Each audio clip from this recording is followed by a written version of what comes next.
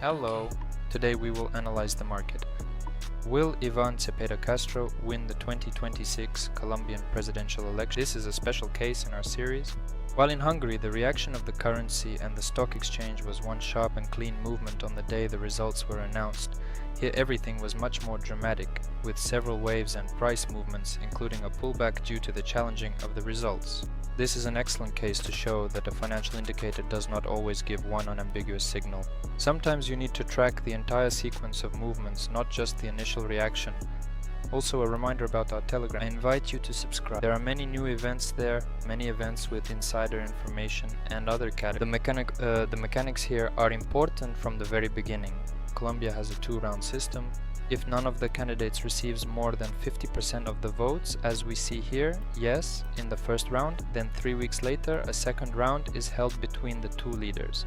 The market on Polymarket regarding a specific candidate, in our case Ivan Cepeda, resolves based on the results of the entire election campaign as a whole, meaning it does not conclude after the first round. Leading in the first round does not guarantee victory in the final, and conversely, second place in the first round does not rule out winning in the second.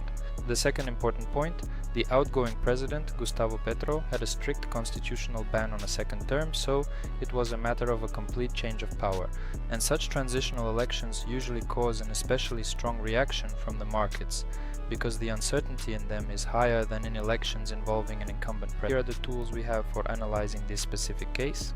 The first is the exchange rate of the Colombian peso to the dollar. Yes, our pair is USDT. During Petro's presidency, the peso went on a real roller coaster, from a historic low of nearly 5,118 pesos per dollar to a subsequent sharp strengthening.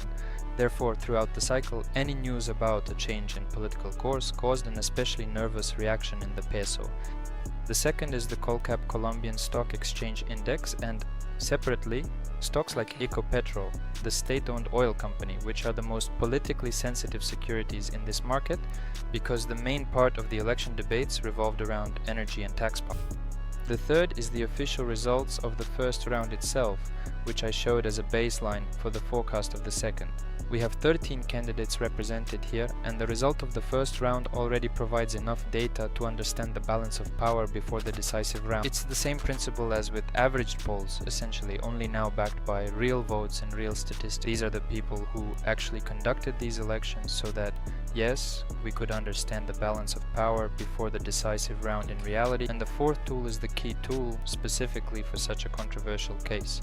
This is a comparison of how the market reacts to the preliminary vote count and how it reacts to the official confirmation of the results.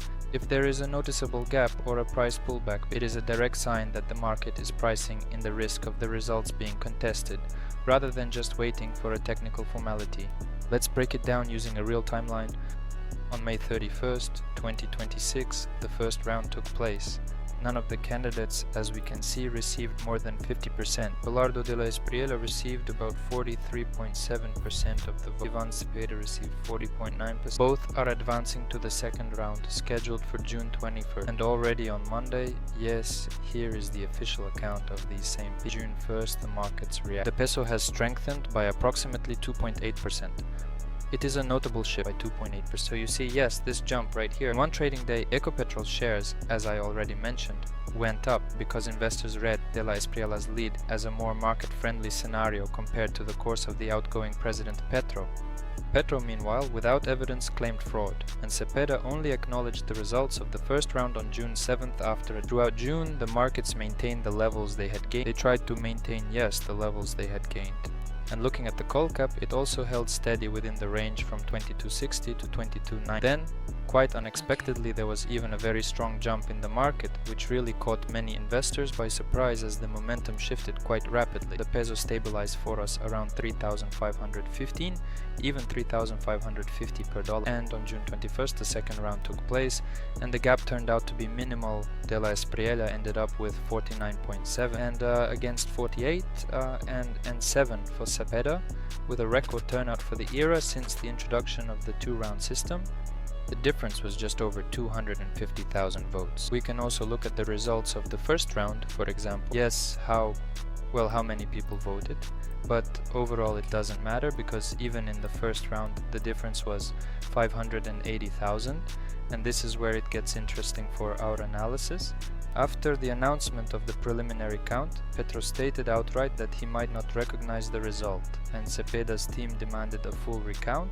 A few days of uncertainty began, and Colombian stocks experienced a sharp, multi-day sell-off. We can clearly see, yes, exactly how our stocks are falling right now. They are just starting to tumble down quite rapidly, which is a concerning trend. It was against this backdrop, despite the fact that the market's favorite candidate was formally in the lead, that only after a few days did the electoral authorities officially confirm the narrow victory of Della Spirelli and Cepeda conceded defeat. And only after that significant period of volatility did the oversold market, specifically our local Colcap index, finally manage to bounce back, so to speak, and rise by almost 1%. That is to say, the index had just started to decline, but then it bounced here with a noticeable wave of recovery, and it is now somehow trying to hold on to those gains despite the ongoing pressure in the broader financial landscape. After carefully reviewing all the data, IPSA ultimately proved to be the most impressive performance we have seen this month right here. Well, roughly speaking, yes. And in almost a decade, so to speak, having strengthened by approximately 7.4% in June. What conclusion can we draw? Conclusion: the market was right in its bet since the very 1st of June, when the price was high. But between the first reaction and the final confirmation, 3 weeks passed with an intermediate pullback, and anyone who focused only on the first price jump would not have seen the whole picture. The main lesson of this case is that a narrow, contested victory behaves quite differently in the market than a confident. In Hungary, for example, the reaction was one clean movement in a single day. Here, however, there were 3 separate waves: the reaction to the first round, a pullback due to the risks of contesting the second round results, and only then the final movement upon official confirmation. If the gap between candidates is less than a cent, less than a percent, factor the very possibility of a legal dispute into your analysis as a separate, independent risk factor, rather than just a formality before confirmation. The second point, statements by the losing side about fraud without provided evidence, move the market on their own, even if they are not later confirmed by international observers.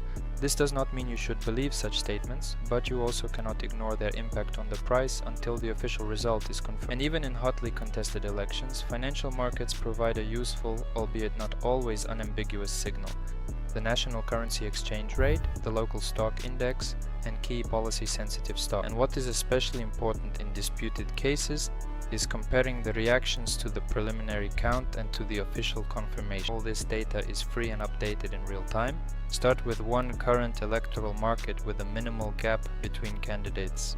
Track not just one price jump, but the entire sequence of movements over several days. You will see that the market often knows the correct answer before the official results, even if the path to that answer is not the most direct. And subscribe to our Telegram channel. There we cover more events and more cases. Subscribe to analyze more cases like this. Bye everyone.